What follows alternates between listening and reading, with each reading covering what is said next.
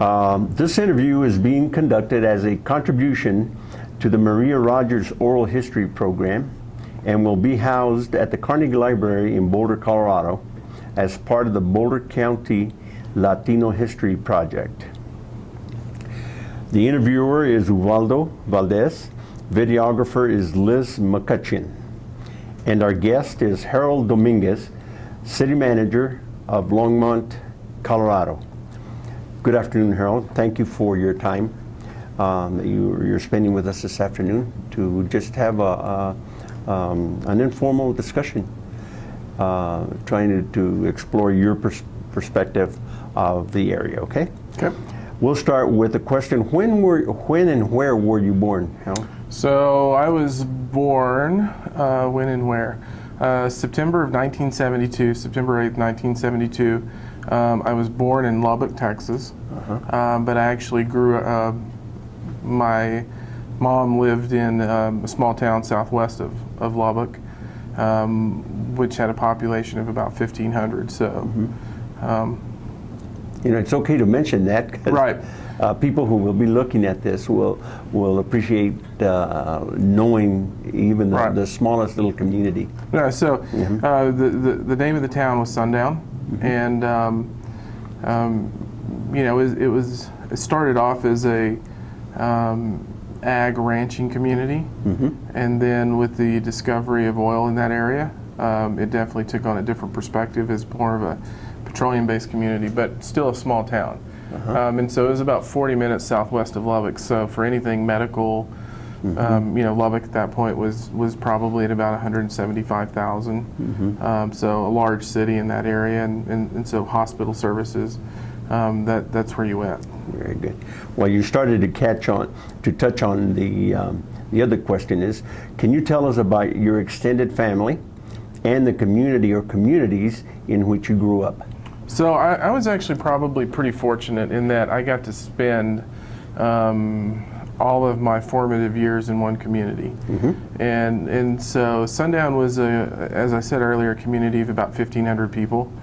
And so in some ways, when you talk about what was your extended family, it was the entire community. Very good. And so, growing up, you just knew as a kid that if you got in trouble, chances were your parents were going to get a phone call, or in my case, my mom, because I was raised by a single mother and an aunt, she was going to get a phone call before I got home. And so we had some basic, rules. As you were younger, you had to be home before the streetlights, or when the streetlights came on.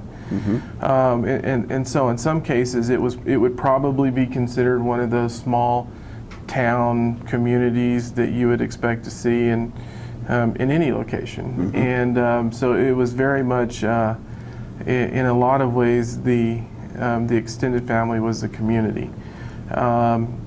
Getting into probably some more specifics in terms about my formal extended family, as I indicated, my mom was a single parent, and her sister lived with us in the house, and so really the two of those individuals spent a lot, they raised me. And at the same time, I had an aunt that was married to a master sergeant in the Marines, and they lived in Hawaii, San Francisco, Virginia, and they eventually moved back to Sundown. And then my mom's brother, Rudy, obviously grew up in the community, but I want to say in the late 50s, he actually went to college, which was new at that time. And he went to Texas Tech University and was part of the ROTC program, and so he eventually retired a colonel in the Army, lieutenant colonel or a colonel in the Army. And so he obviously was stationed, and he moved back home, and actually built a house immediately adjacent to my mom's home. And so I was also really fortunate that during that period of time, I was in third grade when he moved back. I was in kindergarten when my aunt and uncle moved back, the one that were in the Marines, and then I had another aunt that lived in a smaller community near there, and so we really had a fairly tight-knit family, and so I didn't have any brothers or sisters, but my cousins were essentially like my brothers and sisters, so we were really close. And so it was definitely an interesting experience, and each one of them had an impact in different ways. And even today, there are times where you may not have known that something they did impacted your life until you're 40 years old, and you go, you know what? Looking back, there really was a significant piece of that person that I've absorbed today. So, fairly extensive. Would you identify your uncle as the one adult male that influenced you and provided some guidance for you? No, absolutely. My Uncle Rudy, I would say without a doubt, would probably be the single male that had the most impact on my life from that perspective. Not to discount my mom, because her impact was tremendous too, because if you look at it, my mom had a third grade education. My family, they were migrant workers growing up. And in that area of Texas, it was really picking cotton that they did. And then eventually, and I'm doing this for some background, eventually they started their own trucking business, so they would truck food products to the markets in San Antonio. They would move people, just all purpose. We had scrap yard, and so they did that. And then eventually my mom became a nurse's aide. And then when I was born and started school, she actually became a custodian. Now, during all that time frame, she actually sent my uncle to college in the 50s. And so he always said to me, your mom sent me here, and that's why I want to have this impact on your life, because without her doing that, I wouldn't have been able to experience the world. And so his involvement was a direct correlation to what she did. She sent her other brothers and sisters into various technical programs in college, which, looking back, so I'm a history major as an undergrad. Looking back at the historical context of what was happening during that time, that was unusual to attend a major state university during that time period. And so as a result of that, he moved back, and he had a significant impact in my life. From a very young age, even before he moved there was always an interest for me in history, political science, government, military, and it was just something that he kind of always stayed plugged into. And I joke with folks because, my mom would always say, going to college is not an option. He was right there saying, it's not an option, you're going to do this, and you need to work hard, and you need to do this, and don't let anyone stop you, and the only person that can stop you is yourself. And so a significant part of, again, as I look back, my foundation, I can look directly to him and his wife, who is still, he's passed away, but she was from Long Island, and she became an integral part of our family. And even this summer, she was on a vacation with some friends, and they swung by here just to visit, and so significant part of that.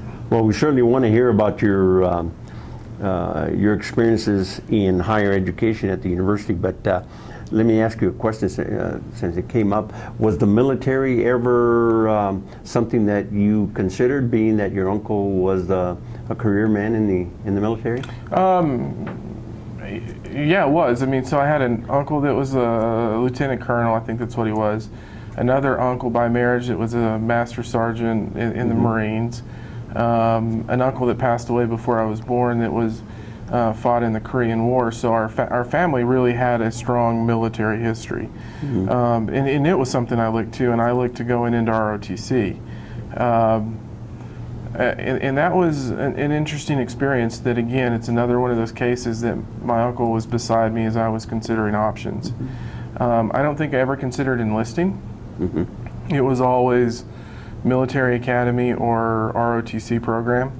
And I wanted to, I was 18 and I wanted to fly. I wanted to do something from a special forces standpoint. And we had some really good conversations, and that was in the time when the military was being downsized. And he said, I would love for you to do it.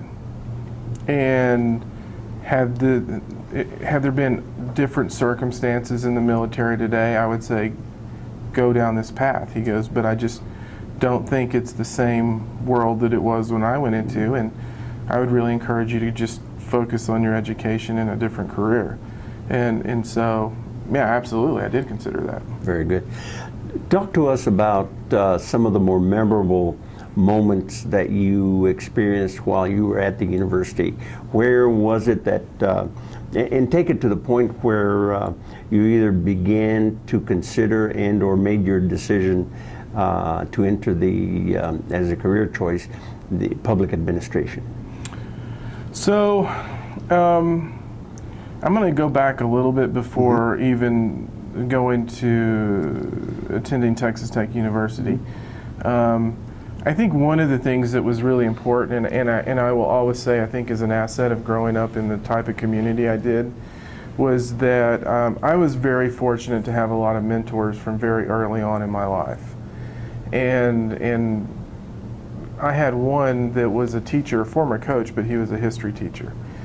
And so I always knew at some point, even in high school or junior high school, that I wanted to do something like this. I wanted, I considered being a lawyer very early on. And frankly, even through the university, that's kind of where my mind was set.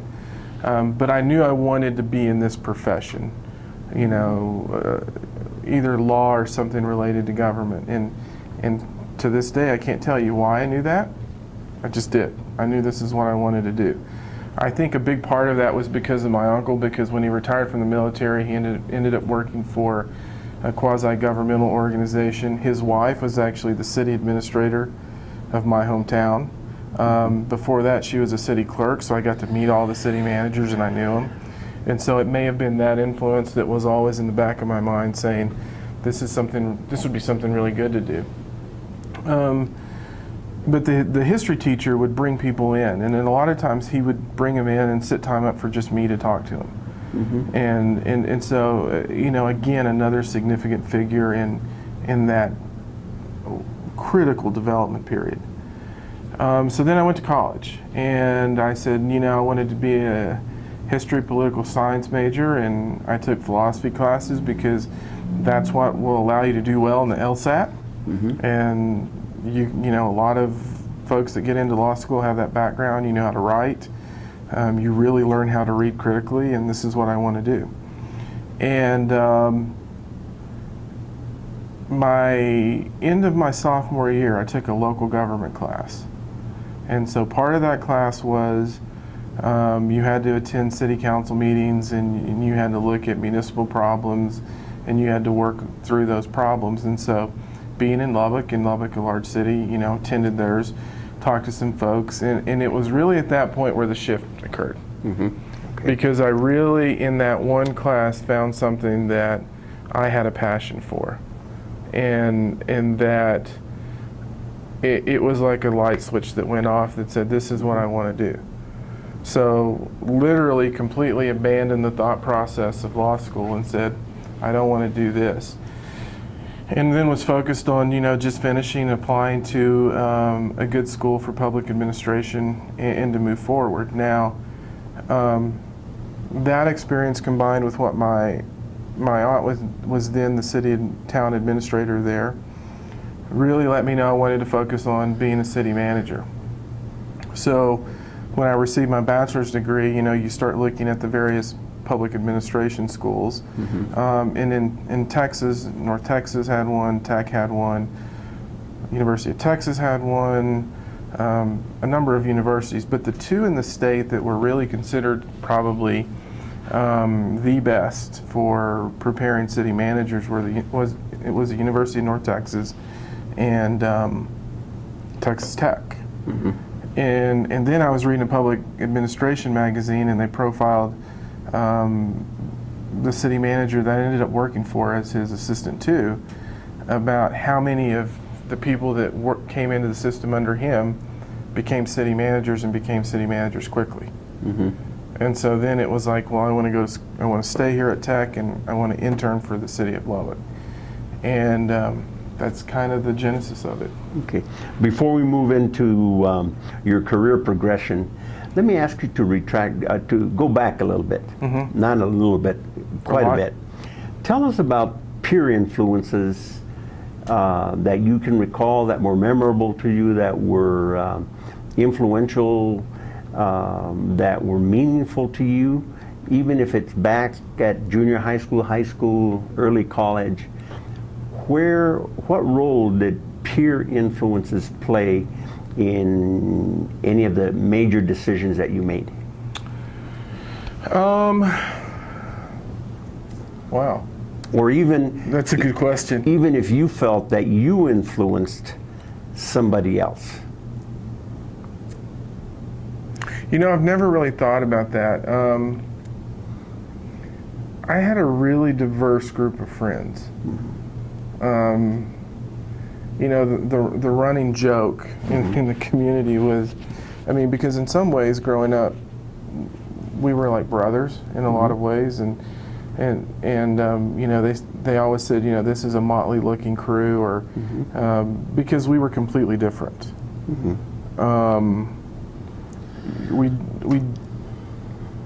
In asking the question, it's interesting because it's really amazing. How did we become friends? Because in a lot of ways our interests were not the same. We all didn't have the same drive and passion. Out of that group, there were maybe, I'm trying to think, 1, 2, 3, 4, 5. So out of a group of about probably 10 really close friends, there were about 6 of us that went on to higher education. There were then only, and I say bachelor's degree program, then at that point I think there was only 2 or 3 of us that went on for an advanced degree. Some of those guys are still working in the oil fields in the area. And you know, looking back on it, there were probably only 4 of us that really left the area. But I think the influence that we had on each other, and so we grew up playing sports, and so in Texas, you know, football is a king. Yeah.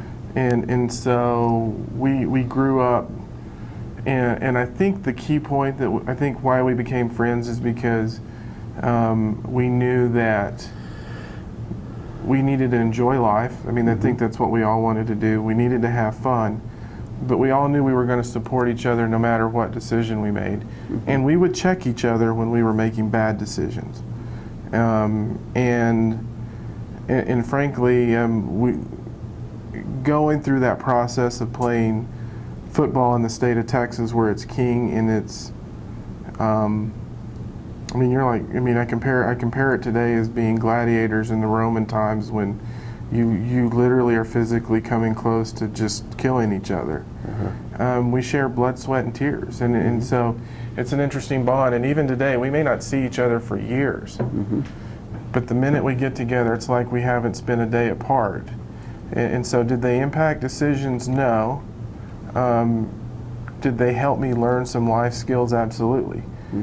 Because during that period, I was a captain of the football team and voted student body president. So it was some early life lessons on leadership, and how you don't necessarily, you're not a good leader by being vocal and doing this. You know, the testament is, are they willing to be there with you when the going gets tough? And then being really close friends, you have to do it in a different way. And so, did they impact me in decision making? Absolutely, but not in the way where they would lead me in directions other than constantly encouraging me to say, follow your dreams, do what you need to. I'm gonna pursue that, because in my mind I have an agenda. Right. And that is ask you not to be modest.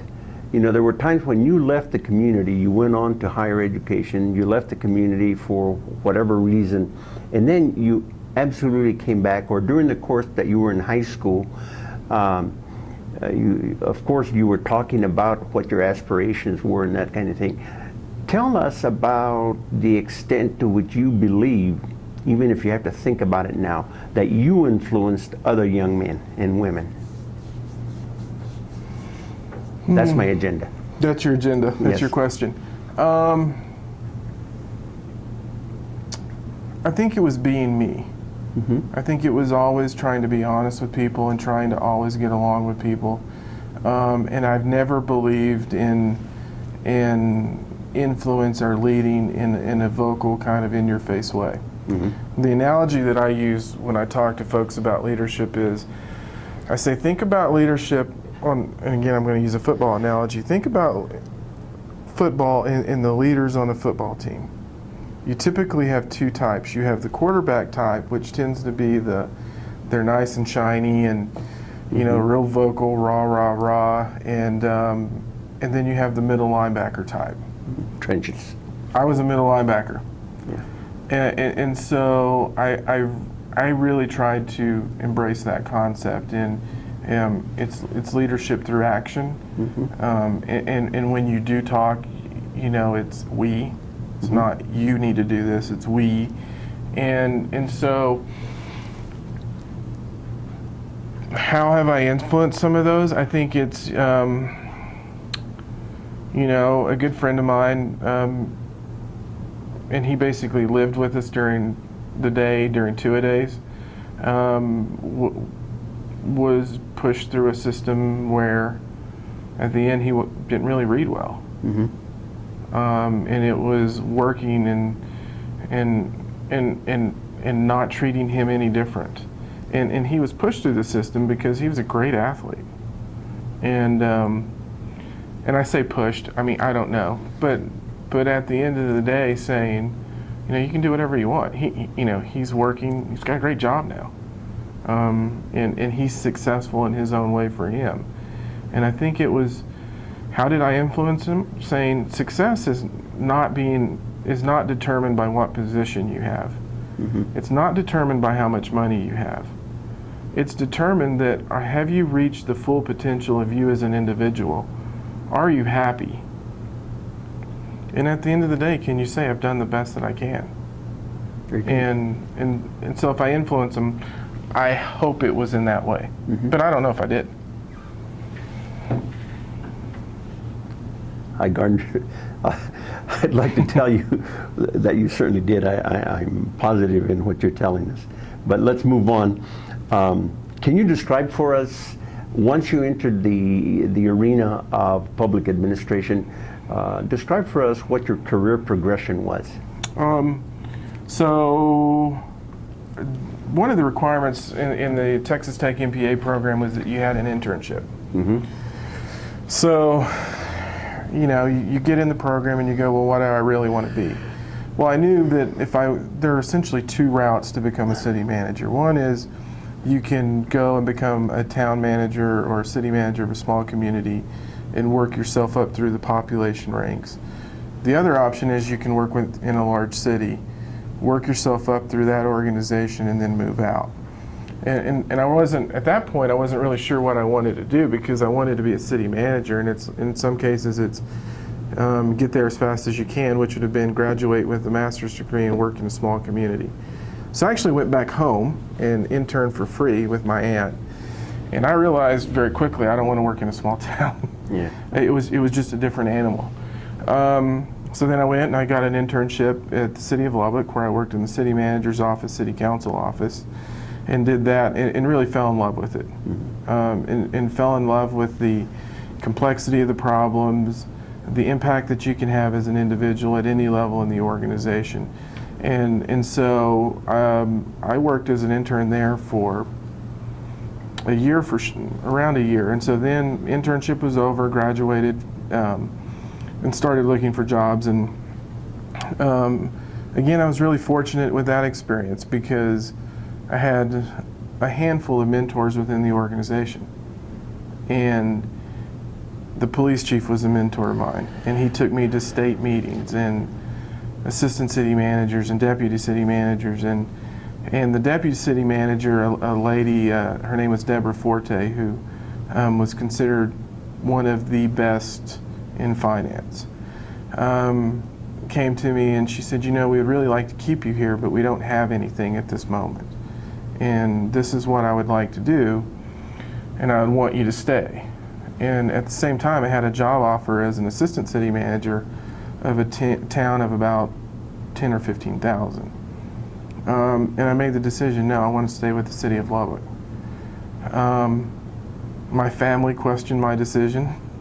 Friends questioned my decision, but it was just something in my gut that said, this is what I need to do. At the end of the day, it's probably the best decision of my life at that point in terms of my career, because it really put me in the position to move down the road that I moved in. So then I progressed through that organization from being an administrative intern to management assistant to then becoming the assistant to the city manager, where I worked directly with him on large organizational projects. And I did that for, I can't remember, a few years. And he retired, and I was assessing options, and another guy who was a mentor said, hey, you need to call this guy who's a city manager. He has a job that he's classified as an administrative assistant, but he probably really needs an assistant city manager. I told him about you, give him a call. Picked up the phone, called him, we talked, and he said, give me some time, and then the next thing you know, I'm hired as an assistant city manager in Lubbock, in San Angelo. So I went from an assistant to in Lubbock to an assistant city manager in San Angelo. About a year and a half later, he got the deputy city manager position in Lubbock. So I joked and said, you know, my going to San Angelo was a sports deal for a player to be named later, which was my boss. And then I had a city council that appointed me as the interim city manager, and took their time in the process. And looking back on it, I think they took their time in the process to see how I would do. And they eventually hired me. And so 8 years later, more than that, this opportunity comes up. And, you know, I think in this profession, we always have to be careful, because there's definitely a point where we always have to make sure that we can sit back and be pragmatic, and then, you know, I was married, so. Let me stop you there. When you say this opportunity, you mean the current opportunity, the opportunity in Longmont presented itself, and so let me back up. So I need to fill in some other gaps. So I was hired as the assistant to the city manager in Lubbock, and it was while I was in that position that I met my wife. And my wife was attending Texas Tech University, obtaining her master's degree in education, and she was working as a school teacher in a school that I was a liaison on a community relations commission, and a longtime member was actually at the same school. So I met at that point Andrea, who later became my wife, and she's from Ohio. And so, but her family had a long history at Texas Tech, and so we met, we got married, we had my daughter Haley, and that was in that period. Haley was 9, I transitioned into San Angelo with a 9-month-old. Fast forward a year and a half later, the city manager leaves, I move into this interim role, and we have our son Hunter. And I'm in a new job, still relatively new in the community, and it was a great experience. As we move forward, my wife, as we were leaving Lubbock, was accepted in Texas Tech into their counseling program, and as a PhD candidate in history. And so we made a family decision to move to San Angelo, and the university there didn't have graduate level coursework, and so I always said, if there's an opportunity to move to a community where you can have the opportunity to pursue those passions, I will definitely consider it. And sure enough, a headhunter calls. And I had worked with him before, or he had talked to me about other positions, and he goes, this position opened up, I think you would really like it. It's the type of community that you want to move to and raise a family. He goes, based on talking to folks, I think you would be a good fit. Would you consider the opportunity? And so we began talking through it. My wife was obviously, being from the Midwest, not real enamored with the heat. And we had just come through a summer where we had over 110 days of 100-degree heat. And she jokingly said, I'm not going to go through another summer like this. Longmont was well positioned between Colorado State and University of Colorado. And it allowed me to say, if this ever comes up, I'm going to really look at it. So I applied for the job. And then they all came with me on the interview, because what I've learned in this is that no matter how good the job is, no matter how great your coworkers are, at the end of the day, if your family's not really enamored with where you're going, then it could be a disastrous mix. Okay, let me try to focus you in on something here. Okay. And you've alluded to it already, and that is that you started looking at Longmont as a possibility. Mm-hmm. Tell us what you were looking for in the city, in the town, in the municipality, and what was it that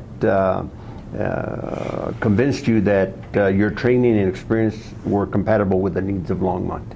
What did you find in Longmont that told you that's where I want to be? First and foremost, I was looking for a good community to raise my kids with a strong school district. Let me tell you why. Because at the end of the day, my main focus in life is not being known as a good city manager. It's really being a good dad and a good husband. And so I wanted a community that was great for my family. And so that's the first criteria. And looking into it, obviously it met the criteria. Great community, great to raise my kids in, great school district, everything just made sense. And then I look at it and say, okay, where is the community going? What are the opportunities? Are there potential? Is there a potential to be part of taking a community to the next level? And then you evaluate all of those aspects of it. And again, there was another big check mark, because it was just the type of challenge and the type of community that I wanted to work in. Mm-hmm. The last piece is the most difficult, and it's, what's city council like? You know, they're your bosses, and is there going to be a good fit for me and my personality?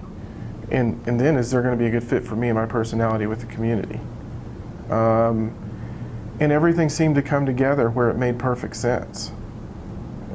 So it was a combination of a number of things. But if you had to say what was the one piece of that puzzle that could have been a deal breaker, it was that first piece of, is this the kind of community that I want to raise my kids in? Very good. Let me go back to question number 2 then. I sort of skipped it because you were talking about your career progression. Tell us about your immediate family and how they have adjusted to Longmont. So my wife Andrea is, she's really been the rock in the family, because in a lot of ways I've progressed pretty quickly in my career, and she's been the one that's really held us together in a number of ways. She and my daughter Haley and my son Hunter are great, and when I say she's the rock, I mean they're little rocks too, and they're getting into the preteen years, but they've experienced multitude of big issues, and in some cases disasters. I mean, they're pros at it. They really are, and they've been through me providing housing for Hurricane Katrina victims, mm-hmm. dealing with a community without water, dealing with wildfires.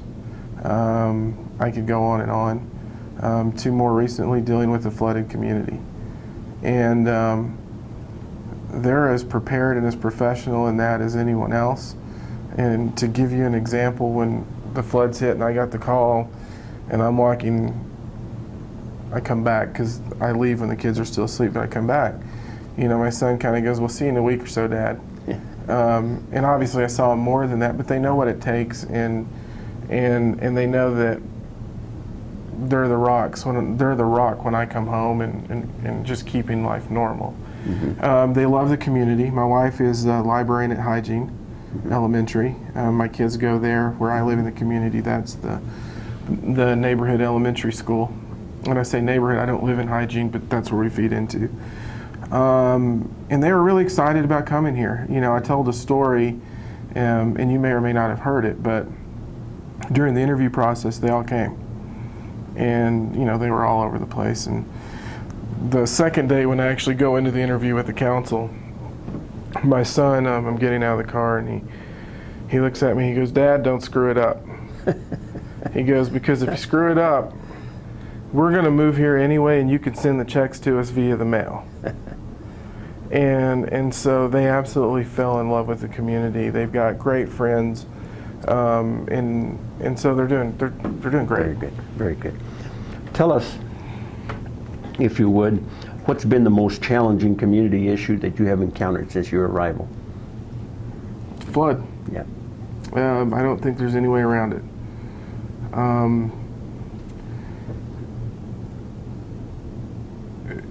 Going through that type of an event, and to put it in perspective for you, a year and a half into my tenure in San Angelo, at this time of the year, right before Christmas, we had a major water main go out, and we lost water to 75% of our community. And another time, there was a big state action where they pulled approximately 520 women and children from the state of Texas from an FLDS facility. Mm-hmm. And the state called us and said, "Can you house 120 women and children?" And it grew to 500. And in the middle of that, there was a tornado that hit a small piece of our community. When you go through those situations, and again, I said there's others, it is just completely different. And so when you go through a situation like the flood here, it changes the world. Mm-hmm. And those types of things change the world in the blink of an eye. And it creates challenges that you never thought you were going to have to face. You really never think you're going to have to face those within a year and a half of being in a community. And the pressure that comes with them is just different, because what you're trying to do is work with the community to recover from a situation that physically scars the community, changes what you were looking at completely in terms of what you're going to build and how you're going to do it and how you're going to cover it, and emotionally scars the community. And we're still working through those issues. And, you know, I've said this is a marathon, this is not a sprint. So the toughest issue that I've had to face is the toughest issue that I'm continuing to face and will face in the future. And it's the flood, and it's the recovery of that. And it's working with an organization to make sure that we as a collective are successful. And we work as a cohesive team, knowing that at the end of the day, our core mission is not only to bring the community back to where it was, but to make it better in terms of withstanding these types of events, and creating trust that we can do this and do this in a way that is transparent, and always knowing that the residents come first. So. Mm-hmm. No question but that you've alluded to what I believe is going to be the answer to our next question, but tell us about the most satisfying or rewarding accomplishment thus far in Longmont. Bringing a team together and the way we responded to the flood. Mm-hmm. You know, we're doing a lot of things as an organization, because when I came in, I met with almost every, if not every department, almost every department. multiple conversations. They had initiatives going, and they were talking about things, how we are siloed as an organization, how we didn't work collectively in some cases, and they said, here it is. Mm-hmm. And we'd been working on putting task forces together to actually engage in this and deal with it, and make, my goal, what I said to them is, I want to be the best city, not only in Colorado, but the United States in terms of how we do stuff. Mm-hmm. I want to be in a constant state of improvement. Being the best it's not a goal you reach, it's a goal you're constantly striving for. And I want us to work together, and I want us to be friends, and I want us to have fun, and these types of issues. Everyone did it. Everyone knew what they had to do. We had to work together. And it was really a situation where we were in the trenches together, and it reminded me a lot of back in the days when I was playing football. Mm-hmm. I mean, you're all together, you're all sitting there, you're all at times going, what do we do? And you're thinking through things, and you're looking at different options, and it's just how we came together as an organization. And we said all of these things that we had talked about in the past, everyone put every bit of that aside and said, we're going to work as a collective to do this. That's my most rewarding moment. Mm-hmm. And I probably had very little to do with it. I was just part of it. When you commented that the goals and objectives that you had set for yourself when you initially came to Longmont had to shift very fast, drastically, with the advent of the flood. The other question that I was going to ask you was that your long and short range goals for your work in making Longmont the community that you envision. Well, obviously you've done a good job of making that shift, but eventually you'll have to go back to the goals that you had thought in terms of where you're going to lead Longmont. Can you tell us about it? Well, it's not necessarily the goals that I envision. Mm-hmm. It's the goals that we envision as a community. I think one of the biggest mistakes that we can make as a city manager is to come in and say, this is what I want to see. Mm-hmm. Because this is not a business about I. This is a we. Mm-hmm. And this is, the city council fundamentally sets the vision and the policy objectives, and it's my responsibility to implement those objectives. Mm-hmm. And so when we talk about what I would like to see, it's really what we would like to see. Mm-hmm. And then making sure that I can implement that to the best of my ability and put a team together and work with a team that can carry that forward. The minute that this starts to become about me is the minute I don't need to be here. Mm-hmm. We're a community of 90,000 people that are very diverse, that have different opinions and different thoughts. Mm-hmm. And this is a business of we. Mm-hmm. And so when you say, what are my goals and where do we want to be? We're good stewards of the taxpayer dollars. We listen to the community. We work collectively with the community in all areas of the community. We're seen as an organization that people want to work with. They want us at the table to have conversations. We're not seen as an organization that automatically puts up barriers or becomes bureaucratic. And frankly, that people don't want to come and work with. If somebody says, I don't want to go deal with that damn city, mm-hmm. That's not what I want.